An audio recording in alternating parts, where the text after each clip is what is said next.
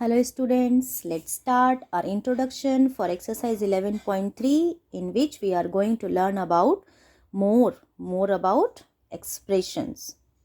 Okay, so आपको पता है कि कोई भी एक्सरसाइज करने से पहले हमें उसमें जो भी प्रॉब्लम्स आने वाली हैं उनके बारे में समझना होता है. ठीक है, तो मैं कोई भी एक्सरसाइज को सॉल्व करने से पहले उसमें जो भी रिलेटेड टॉपिक्स होते हैं उनका कॉन्सेप्ट क्लियर करवाती हूँ. ठीक है, तो हम लोग अभी क्या करेंगे, इंट्रोडक्शन करेंगे. और इस इंट्रोडक्शन में हम क्या पढ़ने वाले हैं कि एक्सप्रेशंस, अब तक हमने जो भी एक्सप्रेशंस यूज़ किए हैं, जैसे हमने अभी यूज़ किया था लास्ट, अभी कोई भी एक्सप्रेशन मतलब नंबर्स को यूज़ करके, जैसे मान लो 3 × 40 इज इक्वल्स टू क्या हो गया 120, फिर इसमें कुछ ऐड कर दो 30 ऐड कर दो तो क्या हो गया 150.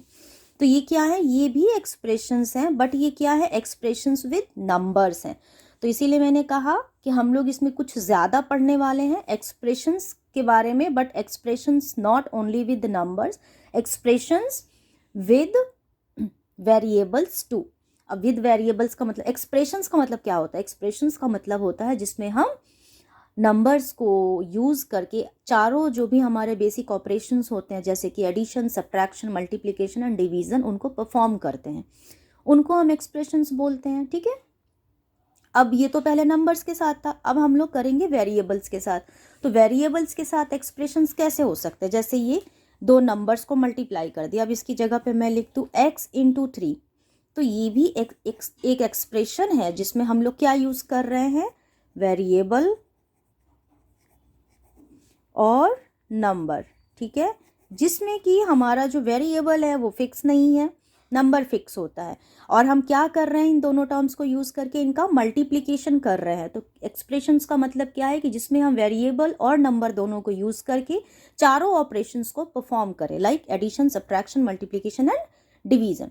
तो ये हम लोग इस एक्सरसाइज में इससे रिलेटेड क्वेश्चंस करेंगे, एक्सप्रेशंस को यूज़ करना, उनको फॉर्म करना, राइट, उनको सॉल्व करना, रिकॉग्नाइज करना, यही सब हम लोग करने वाले हैं अपने एक्सरसाइज में. अच्छा, इसमें रिमेंबर करने जैसा क्या है, इसमें रिमेंबर करने जैसा ये है कि जैसे ये एक एक्सप्रेशन हुआ करता था मतलब अभी भी है, कहीं गया नहीं है. तो इसको हम लोग कैसे सॉल्व कर देते थे, 4 × 3 12 + 5, तो ये बन जाता था 17, राइट. अब अगर इसमें तो हमने सॉल्व करके आंसर निकाल दिया, बट अगर यही एक्सप्रेशन में होता तो हम क्या करते, यहाँ 4 की जगह पे अगर हम x × 3 लिख देते +5 लिख देते, तो हम इसको कैसे सॉल्व करते हैं, क्योंकि यहाँ तो x है, इसको कैसे सॉल्व करेंगे. तो इसको हम तब तक सॉल्व नहीं कर सकते जब तक कि हमारे पास इस x की कोई वैल्यू गिवन ना हो. अब मान लो सपोज कि इसकी वैल्यू 2 है, मैं लेट कर लेती हूँ. अब x की जगह पे इसकी वैल्यू को पुट करेंगे, यानी कि x की जगह पे 2 लिखेंगे, तो 2 × 3 + 5 ऐसे करेंगे. ठीक है, तो अब ये सॉल्व होके क्या हो जाएगा, 2 × 3 = 6 + 5 यानी कि 11 हो जाएगा.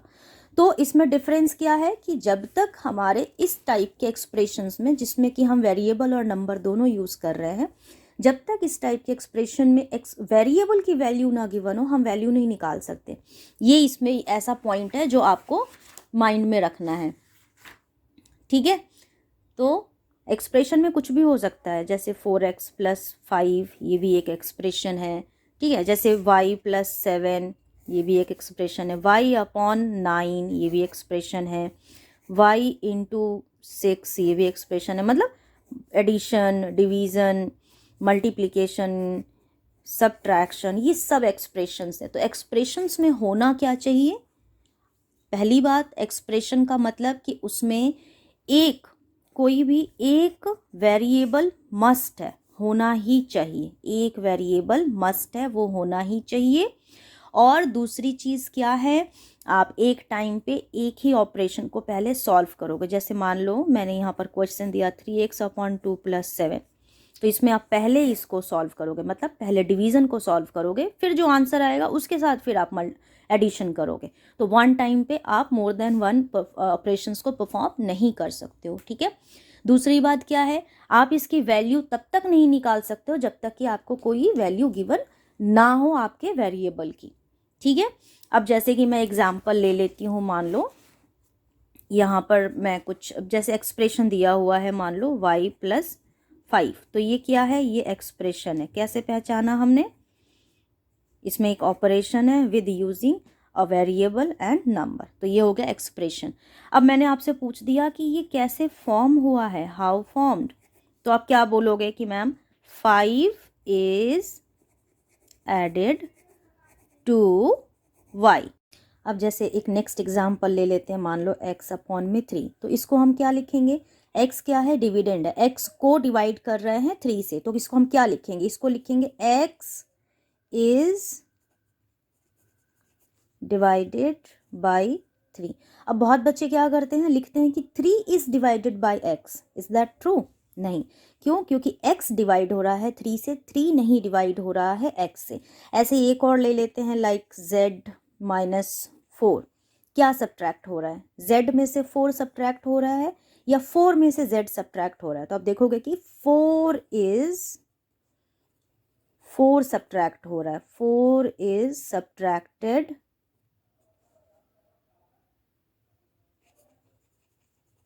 From z। ठीक है, 4 सब्ट्रैक्ट हो रहा है, 4 इज सब्ट्रैक्टेड फ्रॉम z। एक और एग्जाम्पल ले लेते हैं, मान लो -6y, क्या मल्टीप्लिकेशन में है, जो बाद में है, y इज क्या बोलेंगे, y इज मल्टीप्लाइड बाय -6। तो इस तरीके से आपने देखा कि इस तरीके से हमारे पास कोई भी एक्सप्रेशंस आ सकते हैं, उसमें कुछ भी आ सकता है, जैसे ये मल्टीप्लिकेशन का था, सब्ट्रैक्शन का था, डिवीजन का था, एडिशन का था। तो इस तरीके से एक्सप्रेशंस को आपको क्या करना होता है, परफॉर्म करना होता है इन देयर वेरियस फॉर्म्स। ठीक है, तो इस इंट्रोडक्शन पार्ट में इतना ही है, बिकॉज हमारा जो कमिंग एक्सरसाइज है 11.3 उसमें यही सारे क्वेश्चंस है कि एक्सप्रेशंस को रिकॉग्नाइज करना है, उनको फॉर्म कैसे करते हैं वो लिखना है। ठीक है, अच्छा एक और चीज़ है कि रिकॉग्नाइज करो। रिकॉग्नाइज का मतलब क्या होता है, जैसे यहाँ पर मैंने बोला था कि ये सिर्फ नंबर्स, ये भी एक्सप्रेशन है बट यूजिंग ओनली नंबर्स है, और ये एक्सप्रेशन है बाय यूजिंग वेरिएबल्स। तो आपसे पूछ सकते हैं कि आप रिकॉग्नाइज करो, कोई ऐसे टर्म्स रिकॉग्नाइज करो जिनमें कि वेरिएबल्स हैं। अब अगर कोई टर्म है जी ये है, तो इसमें तो वेरिएबल नहीं है, तो हम बोलेंगे ना कि नहीं ये एक्सप्रेशन नहीं है, एक्सप्रेशन इन वेरिएबल्स नहीं है। बस ऐसे ही है। और ये चैप्टर भी बहुत इजी है, आपके लिए थोड़ा न्यू है कि इसमें अल्फ़ाबेट्स हमें यूज़ करने पड़ रहे हैं, पर अगर आप इंट्रोडक्शन को बहुत अच्छे से समझ जाओगे तो आपको पता चल जाएगा कि वेरिएबल्स को यूज़ करने के बावजूद बहुत ही इजी चैप्टर है। तो चलो फिर हम लोग नेक्स्ट वीडियो में कर लेते हैं अपना next exercise, that is 11.3। Till then thank you and bye bye.